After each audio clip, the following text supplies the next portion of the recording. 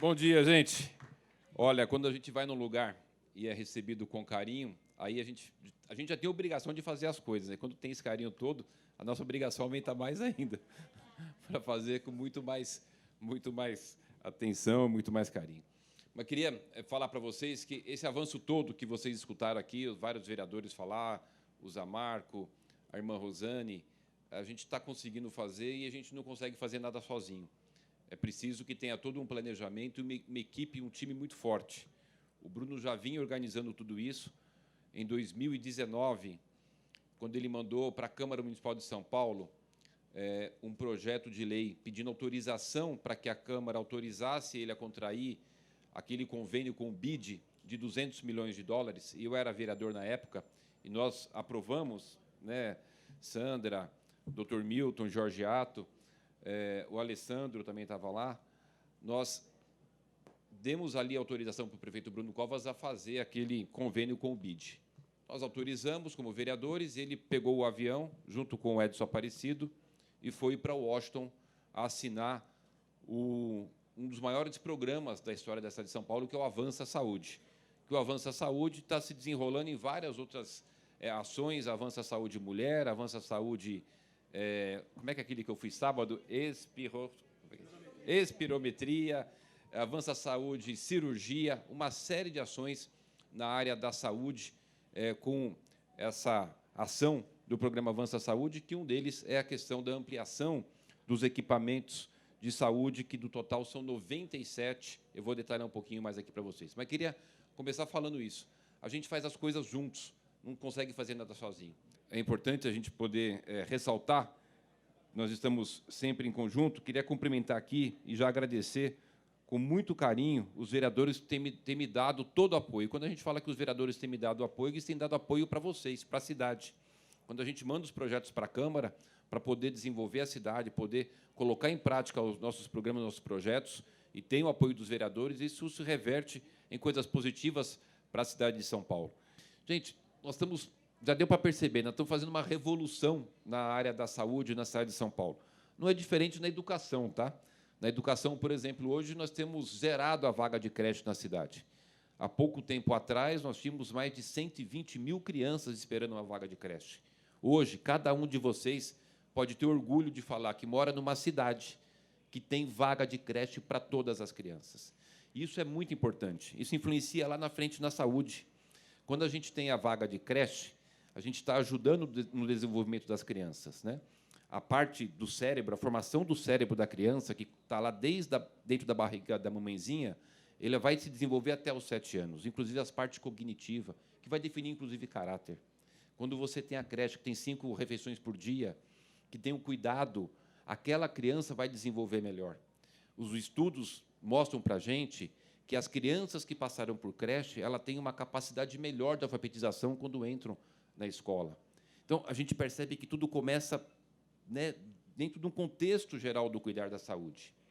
E, por exemplo, aqui na cidade de São Paulo, vocês sabem que é obrigado, por lei, fazer o teste do pezinho. Tem mãe aqui? Quem é mãe aqui? Mãe. Quem é mãe? Muita mamãe. Então, as mamães sabem que, quando nasceu o seu filhinho, foi lá e fez um furinho no pé, que é o teste do pezinho. A legislação diz hoje que o teste do pezinho é para detectar até 8 doenças. Aqui na cidade de São Paulo, na cidade de vocês, desde dezembro do ano passado, o nosso teste do pezinho detecta 50 doenças. É a única cidade do Brasil que faz o teste do pezinho para detectar 50 doenças. Aí vai falar o seguinte: mas, Ricardo, o que isso tem de importância? Muito.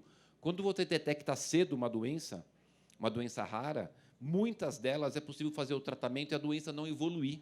Aí você imagine um nenezinho que você detectou uma doença passível de tratamento e não evoluir, o que melhora a qualidade de vida dessa pessoa. Então, eu queria compartilhar com vocês que a gente está cuidando desde o nascimento, depois na creche, para fazer o programa Mãe Paulistana, que é o nosso enxoval. Nós temos 7.200 crianças que nascem por mês nas nossas maternidades municipais. 7.200 crianças. Então, tem todo um cuidado muito especial, porque essa cidade é uma cidade muito diferenciada. Essa é uma cidade encantadora. Não que as outras não sejam, mas aqui tem uma coisa diferente. É uma cidade que é a locomotiva desse país. É uma cidade que, no ano passado, nós geramos 336 mil empregos formais aqui. E, para a gente ter uma ideia da importância disso, a cidade do Rio de Janeiro foi a segunda colocada, com 82 mil empregos formais. O Rio de Janeiro tem uma população menor, mas, mesmo proporcionalmente, a gente observa o quanto a cidade de São Paulo tem a sua capacidade enorme de fazer a diferença, de se reinventar, de recuperar a sua economia, mesmo nessa situação de pandemia. São números assim que a gente tem na cidade extraordinários, porque é uma cidade da diversidade, é uma cidade que acolhe a todos. Se a gente perguntar aqui se tem alguém aqui da Bahia, ou algum parente, ou do Pernambuco, se tem alguém de lá, ou algum parente, ou do Paraná, ou de qualquer lugar do Brasil, aqui vai ter alguém que é de lá ou tem algum parente de lá. São Paulo recebe todo mundo e tem essa pujança de ser uma cidade muito empreendedora e tem uma população muito diferenciada. Tanto é que a cidade de São Paulo, a cidade de vocês, é a capital mundial da vacina. É a capital que mais vacinou no mundo. Isso não é pouca coisa, gente. Eu, quando fui numa missão em Nova York, semanas atrás, lógico, com muito respeito, estava lá o Adam Smith, o prefeito de Nova York, que Nova York é a capital dos negócios, né, a capital financeira, é a capital mais rica do mundo. Eu falei, olha, Adam Smith, você tem a cidade mais rica do mundo, mas eu sou da cidade que mais vacinou do que a sua, porque você tem que pagar $100 para as pessoas irem se vacinar. Nós já estávamos com 100% das pessoas vacinadas, e Nova York estava com 70%. E eles têm que pagar para as pessoas irem lá se cuidar, e, quando a pessoa toma vacina, ela cuida dela, mas cuida dos outros também, né? Então, é uma cidade diferenciada, que as pessoas têm consciência, são conscientes e são também exigentes. E aí é que entra a nossa parte, toda a nossa parte, que eu falo para todos da nossa equipe. Nós temos que acordar todos os dias e falar o seguinte: o que é que eu vou fazer para melhorar a qualidade de vida das pessoas? O que é que nós vamos fazer para melhorar a qualidade de vida das pessoas? Nós estamos com toda a nossa equipe, nosso subprefeito, nossos gerentes de UBS, de AMA, nossos parceiros, nossos vereadores, nossos secretários, todos imbuídos nisso. E a gente tem muitas ações para fazer. Agora, a gente está numa outra realidade da situação financeira da cidade, desse acordo que eu acabei conseguindo agora. E é por isso que eu posso chegar aqui, e quando falam para mim, olha, a gente está com uma UBS ali no parque, funcionando de forma temporária, e a gente não tem previsão de investimento para isso, eu posso falar, não, mas a gente vai fazer. Vamos construir a nova UBS. Vamos fazer aqui a UPA e vamos também fazer a UBS. Eu não queria me estender muito para não cansar vocês, mas eu queria compartilhar uma coisa que eu acho, do meu ponto de vista, importante, que a gente pudesse ter uma compreensão do que é fazer a gestão da cidade. Não tem muita diferença do que você fazer o cuidado com a tua casa. Se você ganha X reais, você vai ter que gastar aquele valor. Você não pode ganhar R$100 por mês e gastar 200. Você vai entrar numa dívida. Você tem que ganhar R$100 e gastar R$100. Lógico, vamos trabalhar para poder ganhar 200 e gastar 200. Mas eu queria compartilhar com vocês algo fundamental. Quando nós, aí o Alessandro me desculpe, mas quando a gestão assumiu em 2017, havia só na área da saúde 35 obras paradas. Paradas. Absolutamente paradas. Só tinha um esqueleto. Porque falar que vai fazer a obra é bastante recurso para se investir, mas não é o mais importante. O mais difícil, a maior responsabilidade, é manter o equipamento aberto. Eu vou dar um exemplo concreto. Essa obra aqui, ela vai custar R$11 milhões, mas nós vamos gastar R$3,5 milhões por mês para manter. Ou seja, em 3, 4 meses, só o custo que ela vai ter de pagar médico, enfermeiro, ter os equipamentos, água, luz, todos os custos, R$3,5 milhões, em 3, 4 meses já é o valor da obra. Então, o valor da obra ele é importante, mas não é o mais importante.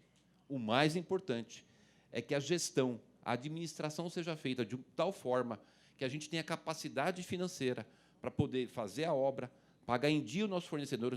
Nós não temos um fornecedor da Prefeitura de São Paulo que não esteja recebendo rigorosamente em dia, e por isso a gente cobra também, porque a gente paga em dia, queremos cobrar boa qualidade de serviço, mas a gente tem hoje uma administração, uma gestão que é capaz de abrir equipamentos e poder mantê-los funcionando durante o longo do tempo. Então, é fundamental que vocês que fazem as escolhas de quem é que governa, e eu estou muito tranquilo, porque eu não estou disputando a eleição, né? Pelo contrário, nós estamos desde o primeiro ano entregando obra. Normalmente o prefeito deixa para entregar no último ano, por causa da eleição, né? A gente está inaugurando sem parar. Fico bastante tranquilo. Só para vocês terem uma ideia, Zamarco comentou aqui, hoje nós temos na cidade de São Paulo 22 UPAs. Em 2017, só haviam 3 UPAs. Das 22 UPAs, nós inauguramos nos últimos 8 meses, das 22, nós inauguramos nos últimos 8 meses 8 UPAs. Então, eu acabei de falar para vocês que a grande questão não é o valor da obra, é para você manter funcionando, né? Então, queria que vocês estivessem com muita tranquilidade com relação à gestão, do jeito que a gente está conduzindo as coisas, do jeito que a gente está planejando os atendimentos, com foco, muito foco nas regiões mais vulneráveis. Pela primeira vez na história, o Alessandro Guedes sabe disso, a Sandra Tadeu sabe, o Jorge Ato sabe, o Dr. Milton Ferreira sabe, pela primeira vez na história, o nosso PPA ele tem colocado um valor de 5 bilhões de reais de investimento nas áreas mais vulneráveis. Quando a gente elaborou o plano plurianual, que a gente coloca todas nossas ações para os próximos 4 anos, um dos principais critérios das ações da prefeitura é atender as áreas de maior vulnerabilidade. É cuidar dos que mais precisam, é cuidar dos mais pobres. Isso é uma marca que vai ficar muito forte e indelével dessa gestão. Vocês não tenham dúvida disso. Bom, já falei demais, queria agradecer muito poder estar aqui com vocês, poder dar início a mais essa obra super importante. Daqui eu vou agora inaugurar a AMA Especialidades Itaquera. Só aqui na região da Zona Leste eu inaugurei 6 UPAs nos últimos 8 meses. Temos bastante ações para fazer. Saiu essa semana publicado o edital do corredor Itaquera Fase 1 e saiu publicado o edital de contratação de projeto do corredor Itaquera Fase 2. Se eu for falar para vocês tudo que tem para a Zona Leste aqui, eu vou ficar até amanhã e vocês não vão querer me ver aqui até amanhã, né? Então, obrigado, tenham todos uma boa semana, Deus abençoe.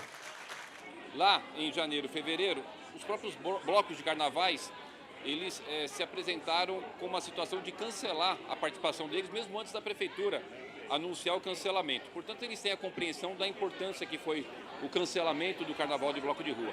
E o que quer dizer isso? Naquele momento, a gente estava com o edital feito para o patrocínio. Eram 23 milhões para o patrocinador arcar com toda a estrutura de ambulância, médico, rota de fuga, gradil, ou seja, toda uma estrutura que gerasse segurança para os participantes do carnaval de rua. Agora, o que está tendo, vai ter lá no Sambódromo, que já estava previsto, né? O que está tendo é uma solicitação de alguns blocos para fazerem na rua. O que a gente tem falado a eles? Evidentemente, todo o direito de expressão cultural vai ser garantido, mas é importante que tenha uma conscientização com relação ao risco de vida das pessoas, porque você fazer um evento de carnaval na rua, que pode atrair milhares de pessoas, né? Nós teríamos, no primeiro momento, uma expectativa de 15 milhões de pessoas, né? Então, pode atrair milhares ou até milhões de pessoas, isso pode gerar um risco às pessoas. E o que a gente não quer é que gere risco às pessoas. Se eles tiverem uma condição de manter o gradil, segurança, médico, ambulância, plano de emergência, de rota de fuga, não temos nenhuma objeção. O que a prefeitura tem colocado é que é o seguinte: apoie, sempre vai apoiar todas as expressões culturais, apoie o carnaval de rua, apoie o carnaval do Sambódromo. Agora é preciso que nós juntos tenhamos responsabilidade com relação à vida das pessoas. Não é possível que a gente vá ter alguns blocos de carnavais incentivando que as pessoas irem para a rua sem gerar o mínimo de estrutura que possa garantir a segurança das pessoas. A única questão é essa. Essa estrutura não vai ser fornecida. Nós não temos tempo hábil para fazer isso, né? Isso requer bastante tempo. A gente demorou meses para fazer todo aquele plano para atender o carnaval de rua previsto lá no começo do ano. Como aquilo foi cancelado, e como eu disse aqui, tinha inclusive um patrocinador que iria patrocinar com 23 milhões de reais toda a estrutura, agora a gente não tem mais tempo de fazer isso, né? Não sei qual que é o tamanho do evento que eles estão planejando. que eu pedi agora para o secretário chame eles para conversar, para que a gente possa ter um diálogo, entender qual que é o tamanho do que eles querem fazer. Eles estão questionando que está tendo alguns eventos, por exemplo, no Anhangabaú, privados, mas aí é um evento privado, onde as pessoas têm limitação de público, vai apresentar todas as medidas de segurança para os participantes. Então a gente dá todo apoio para todos os blocos. A única preocupação é a segurança das pessoas, só isso. Eles necessariamente precisam ter uma autorização da Polícia Militar para qualquer evento. Qualquer evento. Se você fizer um comício político, vai ter lá o 1º de maio, que é o Dia do Trabalhador, todos os eventos da cidade, necessariamente é preciso que a Polícia Militar autorize, porque a Polícia Militar tem todo esse envolvimento com a questão da segurança das pessoas, né? Então, evidentemente, a gente não vai estar proibindo, punindo, porque nós não temos nem mecanismo para isso. Quem faria isso é a Polícia Militar. Esse aspecto, como eu te disse aqui, ele precede uma autorização da Polícia Militar, que eu entendo ser difícil se eles não apresentarem um mínimo de segurança para os participantes. Prefeito, como é que isso é acordado? Se por um acaso um bloco desses grandes públicos queira fazer uma festa pública, mas ao mesmo tempo oferecendo a estrutura que o senhor falou, eles poderiam fazer o carnaval mesmo assim, tendo autorização da Polícia Militar? Como é que eles apresentam isso? Como é que eles formalizam isso em tão pouco tempo para poder colocar esse bloco na rua? Uma festa pública, mas o senhor falou, se eles oferecerem a estrutura, não teria problema, né? Como é que eles fariam? Nós estamos sempre abertos lá para o diálogo, né? O nosso secretário Modonese, que coordena essas ações, está absolutamente aberto para poder dialogar. A única questão é o seguinte: nós temos certeza que os blocos de carnaval de rua eles não serão irresponsáveis. Tenho certeza disso. São pessoas absolutamente conscientes, né? E o que nós pudermos ajudar do ponto de vista de dar alguma estrutura, nós estamos dispostos a fazê-lo. O problema é o seguinte: são menos de 30 dias, é uma estrutura muito grande, que eu tenho muito receio da gente poder estar... Você vê, só de eles mandarem uma carta para nós, a repercussão que deu na imprensa, você imagina o que vai repercutir isso de participação das pessoas num evento que será possivelmente muito grande e que, com certeza, se não tiver toda a estrutura necessária de segurança, vai... Está claro, está muito claro, se não tiver ambulância, médicos, segurança, vai gerar acidentes, porque a gente só não quer isso. Eu tenho certeza que os organizadores dos blocos também não. Mas estamos abertos a dialogar, a contribuir. A gente pode tentar fazer algo razoável com o tamanho de estrutura que a gente possa eventualmente oferecer ou eles conseguirem. Porque a gente precisa fazer isso junto, não dá para fazer isso separado. Tem alguma reunião prevista com os blocos para discutir isso? Não tem. Eu pedi para o meu secretário chamá-los para conversar. Eles só protocolaram um documento. Esse é um tema tão complexo, Modonese. Esse é um tema tão complexo, precisa sentar na mesa, precisa discutir, precisa compartilhar a responsabilidade. Prefeito, sobre o relatório enviado ao Tribunal de Contas, sobre a questão dos contratos emergenciais, principalmente algumas secretarias acabaram fazendo contratos emergenciais com algumas empresas. Como é que o senhor viu essa situação? O que o senhor pretende fazer a partir daí? É muito importante que todas as obras emergenciais realizadas, elas têm um critério para serem declaradas emergência, né? O primeiro critério é um engenheiro da Prefeitura de São Paulo, de carreira, que junto com a Defesa Civil e com laudo, inclusive laudo fotográfico, detecta que existe risco e aí ele decreta a emergência. Então isso não é uma decisão de um subprefeito ou de alguém da prefeitura, que não aquela pessoa que tecnicamente tem capacidade e responsabilidade para decretar as emergências. Nós conseguimos reduzir bastante acidentes por conta das emergências que foram feitas, né? Aqui mesmo no Jardim Helena, um dos córregos que sempre transbordava e alagava, foi feita uma emergência. As situações são bastante críticas quando se decreta emergência. Para se decretar emergência, realmente a situação está muito crítica. Agora, o que é importante? Trata-se de emergência, né? Então, é porque o técnico da Prefeitura de São Paulo, o engenheiro e o engenheiro de carreira foi lá e ele decretou a emergência. Isso a gente precisa ter uma ação rápida, porque é emergência. O que o tribunal estava querendo é que a gente comunicasse antes, né? É impossível você comunicar uma emergência. A emergência você não tem como preceder a informação, né? Mas nós estamos à disposição do Tribunal de Contas, é importante que eles façam toda a fiscalização, que eles façam todas as ações e que eles tenham a compreensão que a gente está para receber todas as sugestões. Eles só precisam, eu sempre tenho falado isso, é entender o tempo da necessidade do povo, né? A gente está, às vezes, numa situação de falta de compreensão da emergência. Quando alguém está lá na beira de um córrego, está numa encosta para cair, não dá para ficar esperando burocracia. Tem que tomar atitude. E entre tomar atitude ou ser omisso, a Prefeitura de São Paulo tomará atitude, não será omissa. Nós não vamos pactuar com o risco de vida das pessoas. Prefeito, em relação àquelas ações na Cracolândia, agora na Praça Princesa Isabel, começaram ontem, a Prefeitura disse que é uma ação de zeladoria, de limpeza. Como é que isso vai funcionar? De fato, vai acontecer todo dia de manhã? Vai acontecer todo dia de manhã até a gente poder restabelecer aquela situação. Ali, até obrigado à oportunidade de você me fazer essa pergunta, é um trabalho conjunto com a Polícia Civil. O local que eles estavam antes, a gente havia conseguido tirar todas as tendas. Tirando as tendas, possibilitou que as câmeras pudessem detectar lá os traficantes. Foram presos 92 traficantes por conta dessa ação. E aí eles, de uma forma audaciosa, mudaram de local. A gente já estava percebendo, na Praça Princesa Isabel já tinha mais barracas do que gente, eles estavam planejando isso e mudaram para lá, achando que a Prefeitura de São Paulo, o Governo do Estado, a Polícia Civil, a Polícia Militar e a Guarda Civil Metropolitana vão baixar a guarda. Nós não vamos baixar a guarda, nós vamos continuar combatendo o tráfico com muita coragem, com muita determinação, com atendimento aos usuários.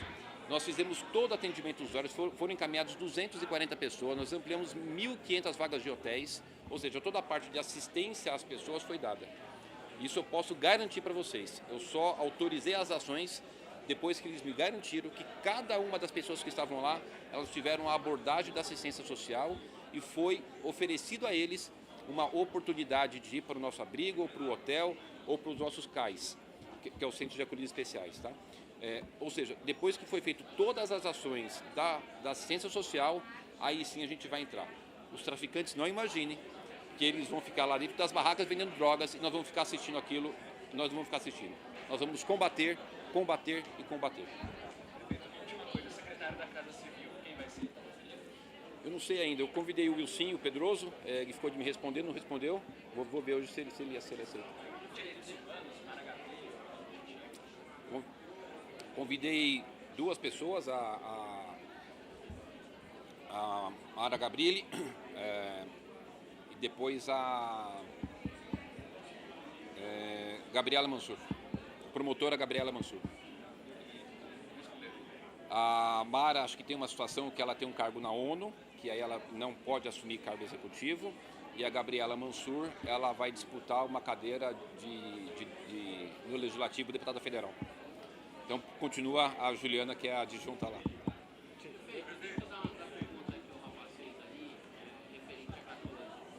gente sabe que o usuário ele só vai, através da assistência social, conversar se ele quiser, uma vontade dele. Não existe um projeto ou alguma lei que a gente possa fazer também para que casos emergenciais nós possamos levá-lo, porque existe casos lá que a pessoa está em sã consciência, né? Eu estou falando porque eu trabalho lá próximo e já houve casos até de agressão e você vê que é um usuário que ele está em sã consciência, você não tem o que fazer, ele não responde por ele. Tem uma coisa que eu queria que você entendesse. Nos últimos 8 meses, quando a gente começou a atuar forte na Cracolândia, nós não tivemos a chamada virada do fluxo nenhuma vez. A imprensa talvez não tenha observado isso. Nenhuma vez houve virada do fluxo. Nós fizemos uma ação de zeladoria ontem na Praça Princesa Isabel, sem nenhuma ação mais forte, truculenta, nenhum caso mais grave, absolutamente tranquilo. Porque a gente está primeiro fazendo todo o trabalho da ciência social. Primeiro a gente está dando as condições. Nós ampliamos 3.000 vagas de hotéis, ampliamos nossos CAIs. Então a gente está fazendo todas as possibilidades de acolhimento das pessoas. Você conhece bem, tem gente que às vezes está no estágio de uso de drogas que não aceita. Mas mesmo ele não aceitando, ele está sendo, pelo menos, acolhido pelos nossos assistentes sociais, pelos nossos pessoal da abordagem. Eles estão indo conversar, dialogar e eles sabem que a gente está ali com a mão estendida para quando eles quiserem sair da droga, a gente fazer. Nós não tínhamos na prefeitura, por exemplo, as internações nas comunidades terapêuticas. Nós assinamos agora um convênio com o Governo do Estado para oferecer comunidade terapêutica. Ou seja, nós estamos fazendo de tudo. Agora, o usuário, a gente vai dar atendimento. Agora, o traficante é inimigo da cidade. Nós vamos combater o traficante no amor ou na dor. Não adianta as pessoas quererem desvirtuar das coisas da prefeitura e dizer que nós estamos sendo desumanos, não. Ali é tráfico. Tráfico, a gente não pode deixar a barraca para ele cometer o tráfico ali e poder estar aliciando mais pessoas, né?